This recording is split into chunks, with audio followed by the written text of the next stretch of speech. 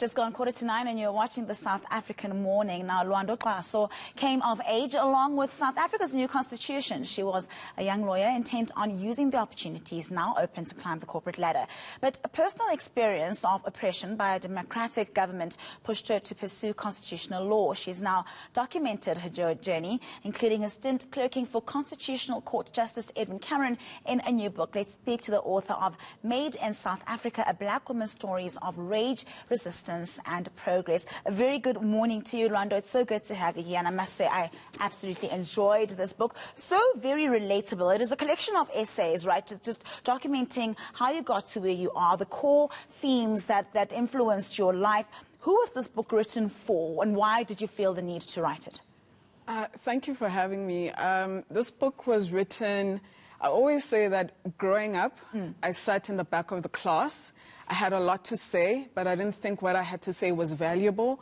So I've written it for those people, those citizens who are sitting at the back of the class, and I'm saying, let's participate in our national dialogue. You know, I wrote it for all South Africans, for them to understand their fellow South Africans' point of view on certain issues.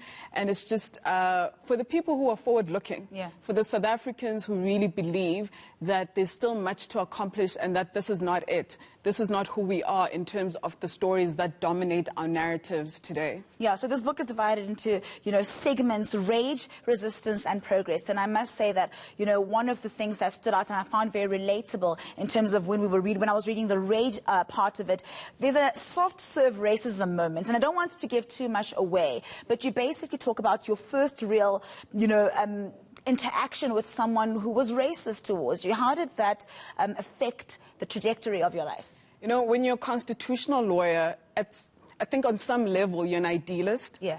I believe in the vision that the Constitution sets out, and I have this naivete that everyone else has bought into it.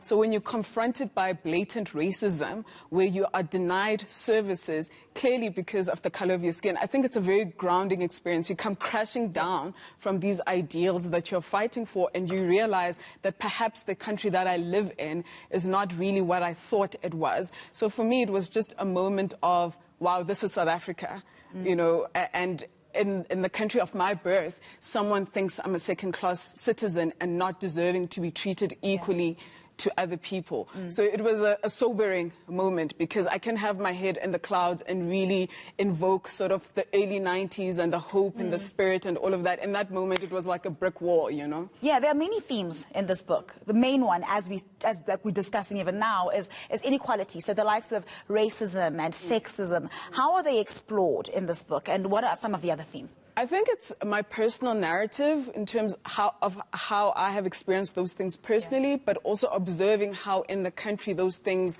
play out. And I think for me, when I talk about racism, it's not just about me in an ice cream shop and being denied services. It's also talking about our history of apartheid. It's talking about, the truth of our history. It's talking about the lack of reparations and how inequality still persists today on our national sort of scale, not just for me personally. In Resistance, you have a Mandela tribute. You talk about how he is your hero. And he comes up a lot, actually, in that segment. Also, when you're talking about Beyonce, you're speaking about Mandela. Of course, we have to speak about Beyonce.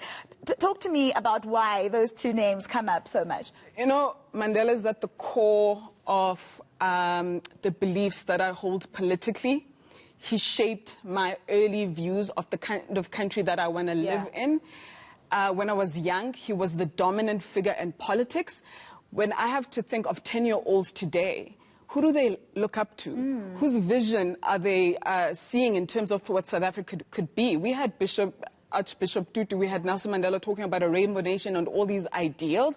And I think part of the reason I became a constitutional lawyer, it's because of those people, because they really made me believe that we can strive towards these ideals and make it happen.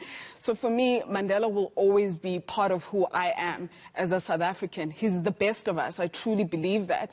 And I think when you then put Beyonce in the book, I'm a 30-something-year-old black woman.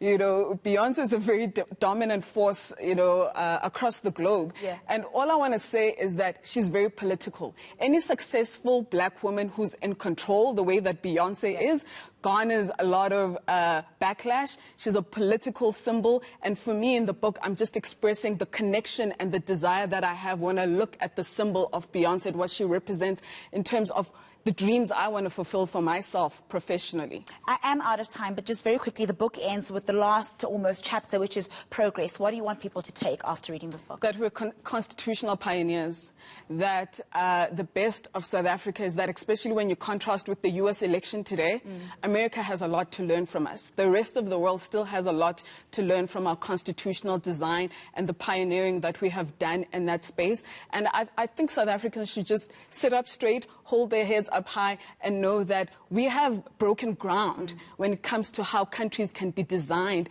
and the kind of values and ideals that they can strive for. So for me, I'm an optimist, and I think when I've studied constitutional law in the US, and I'm very, you know, set in my beliefs that when it comes to constitutionalism, this is where I think we have the blueprint. For plenty to offer. Thank you very much, Lwando Xaso, author of Made in South Africa, Black Women's Stories of Rage, Resistance and Progress. Well.